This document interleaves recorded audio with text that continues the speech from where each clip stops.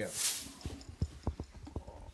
starts on the 3. John will usually count 1, 2, and then you start the lick, and it goes like this.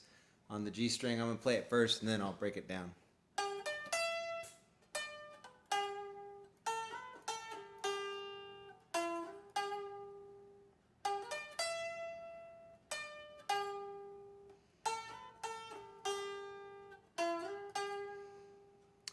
So starting on the 12th fret of the G string, I play this kind of shape. So 12 on the G, 15 on the B, 12 on the E string. Then I walk it back down. So it goes like this. Back to the 15 on the B, back to the 12 on the G. And then on the B string, I go from the 10th fret, the A note, and slide up into the 12th fret, the B. So that's it. First part goes. The second part goes. And that's just what gets played over the intro progression of the G, E minor, C, and G. And then it gets played again at the chorus, which is the bottom of the first page. And it's also at the outro. So whenever, one thing to pay attention to, at the end of the chorus, the last line says, "And give him the glory, great things he hath done." You're going to start this part of the lick right on the word hath. So once again, it's the 12th fret on the G string.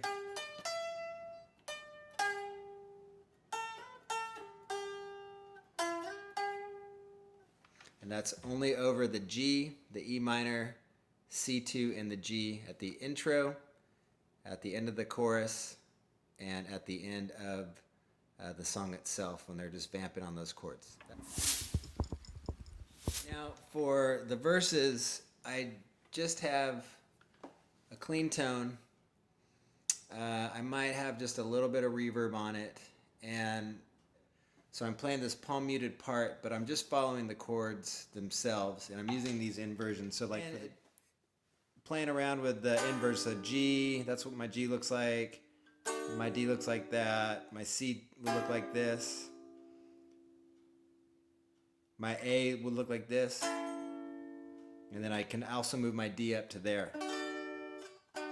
So I'm using the same shapes the whole time. That's what I would do. I think Josh White might play it a little bit different with some different voicings, but you know, whatever you're most comfortable with, that's fine.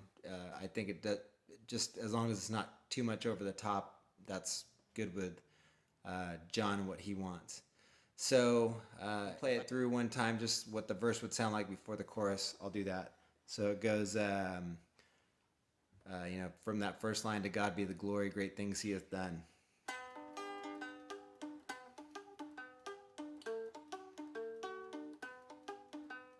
C, G, A, D, G, D, G. I play that line as C, G, D, C2.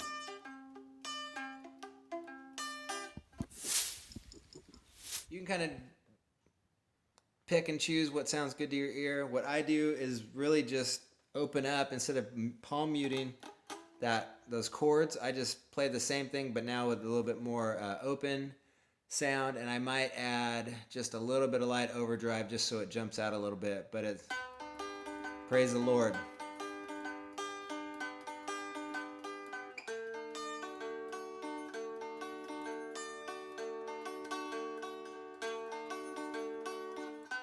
That's a G, G. And then even on the E minor in that chorus, I'll still play the same thing. D, G, C, G over B, D,